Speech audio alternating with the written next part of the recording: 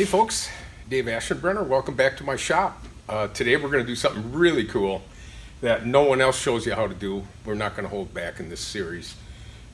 Today we're going to do what we call press forming. You've seen me do some short videos on hammer forming, and my hammer forming videos get a little more involved than most people's, but we're going to show you a new technique that I haven't seen before. I've just started using this about 4 or 5 years ago.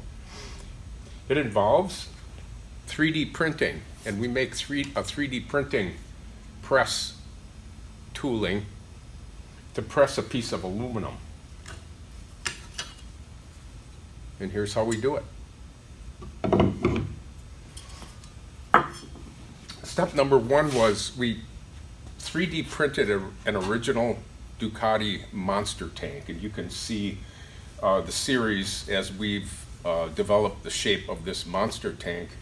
And I think I mentioned in my last series, we're trying to make this piece in here without making it out of several smaller pieces. There's a lot of welding and bending and guesswork that goes along with something like that. So I decided to take this little route. We have the technology to do it.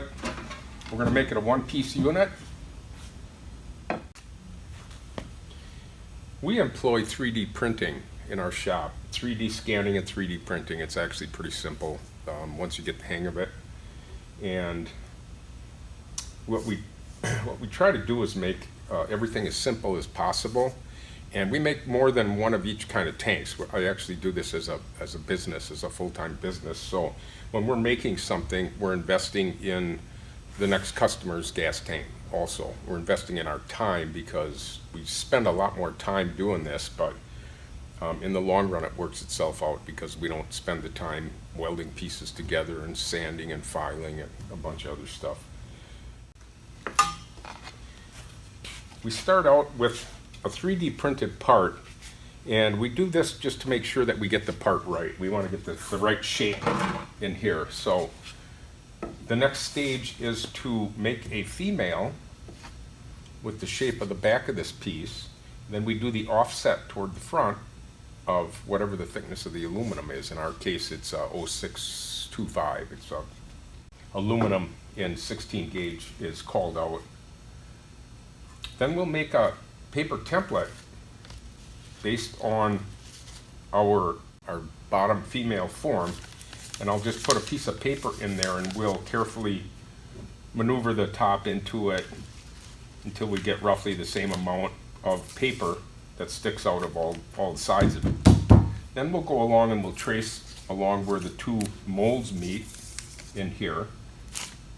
We'll cut the paper out and use that, unfold it, and use it as our template. So you probably recognize the shape of this piece.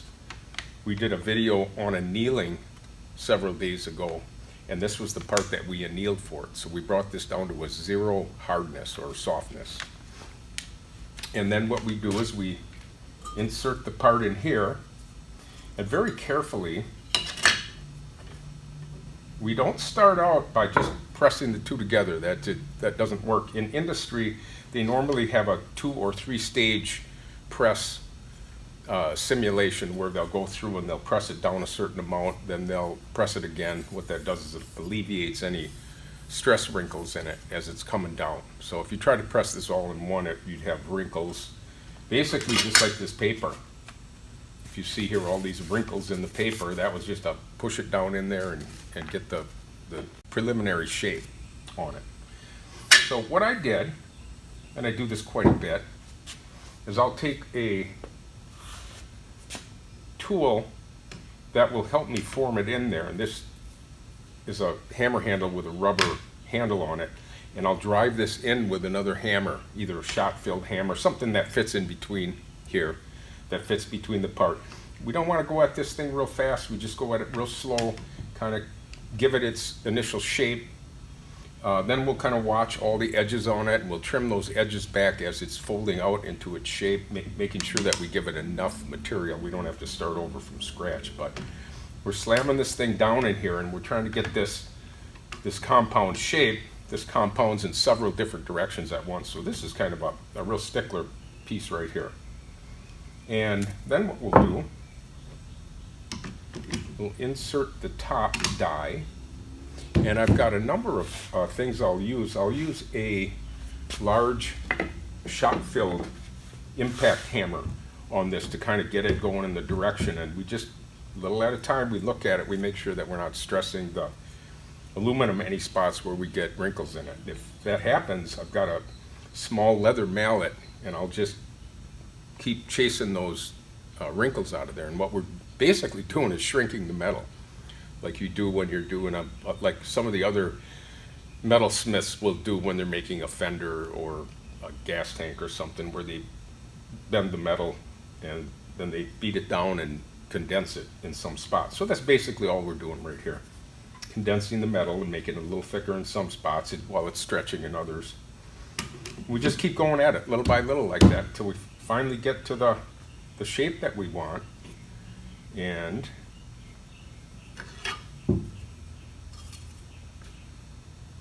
that's the result. Now what we'll do is we'll take this in for last trimming on here, where we'll shape everything. And this is sort of the nomenclature of this is sort of where this piece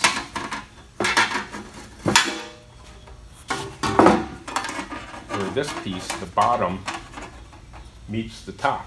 On here you can see where this is welded along the bottom over here, and this will weld the top, and that basically blanks off that front of the gas tank. So that's how we do it. I invite anybody that's got any ideas or questions, put them in the comments below. As you know, I answer all my comments. So we will see you in the next installment of the Ducati gas tank, where we will be actually installing that piece. Thanks for stopping by the shop. We'll see you next time.